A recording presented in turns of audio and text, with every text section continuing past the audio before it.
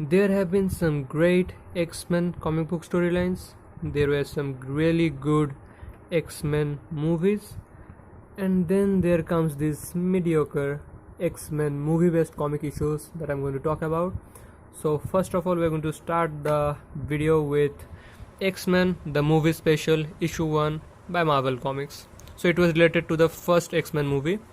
And this issue basically, it shows the battle between Magneto's group of villainous mutants consisting of Sabretooth, Toad, Mystic and few others join into the fight as well, and they face off against Professor Charles Xavier's team of gifted youngsters, also known as the Uncanny X-Men, and it comprises of Wolverine, Cyclops, Rogue, Jean Grey and Storm.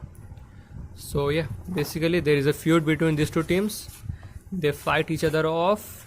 The battle intensifies with the inclusion of few more players from both the teams like Senyaka, Cortez and Frenzy from Magneto's team, and Angel, Colossus and Psylocke from Professor's team. The fight continues for a bit longer. There is no story altogether, I must say. It's basically this small battle and the good guys win in the end. Yeah, that's issue 1 for you. So next we have some Gotham comics which were directly related to the X-Men 2 movie. So these two issues were prequel to the X-Men 2 movie, meaning they bridged the storyline gap between the X-Men movie and X-Men 2 movie. So whatever happens in these two issues were not shown in the movie, but it happened between those two movies. Let's begin. The first prequel we are going to take a look inside is the one featuring Wolverine. So after the events of X-Men 1 movie, Logan aka Wolverine embarks upon the journey to find out some truth and secrets about his past, which for some reason he has forgotten and he wants to know why. So on his journey he meets with Sabretooth and they get off on the wrong foot, and so they have a fight. It turns out that Sabretooth and Wolverine are actually brothers. So although the fight is pretty great, the fight ends pretty quickly and they sit down, have a beer, chat a while, and while chatting William Stryker's military team breaks into the bar and they captures Wolverine and Sabretooth. So during their captivity both Sabretooth and Wolverine breaks off, and instead of fighting together Sabretooth kind of throws Wolverine off the plane to save him from all this fight and faces the music all by himself. So Sabretooth kind of makes a sacrifice over here, and that's pretty much what brothers do. Although they fight most of the time, but when the time comes they have each other's back. And Wolverine is thrown off of the plane.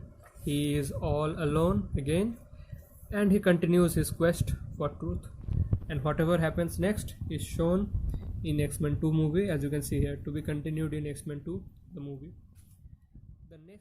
The next prequel on the list features Nightcrawler, and Nightcrawler has this ability of short distance teleportation.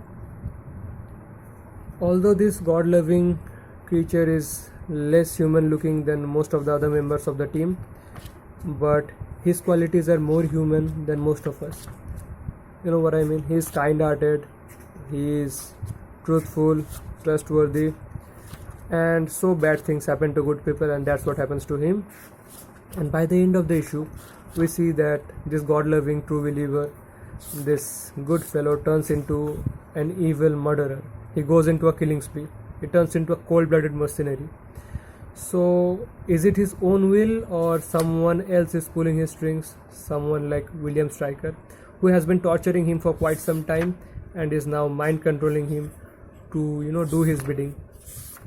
So Nightcrawler turns into an evil being by the end of the issue, and that's what I love about this book. This within these few pages they have perfectly portrayed the journey of Nightcrawler, and we get a really good insight into the life and mind of this mutant. So yeah, this was a really enjoyable read. In fact, the most enjoyable out of the rest two books in this Gotham series. So at last we come to the final installment of the series, and that is the official movie comic book adaptation of X-Men 2. And the whole story of the X-Men 2 movie has been captured in these few pages briefly. So it's a short and sweet read, and the artwork in all of them were pretty good. I must say the story was great too. So the only complaint with Gotham Comics is the poor paper quality and the faded colors to save the money. But when a book costs just 25 rupees each, as you can see, we cannot really complain, right? Even what else can we get for 25 rupees? So yeah, it was a solid buy, a good read. And with that being said, guys, I will wrap up the video here. Hope you liked it. Peace.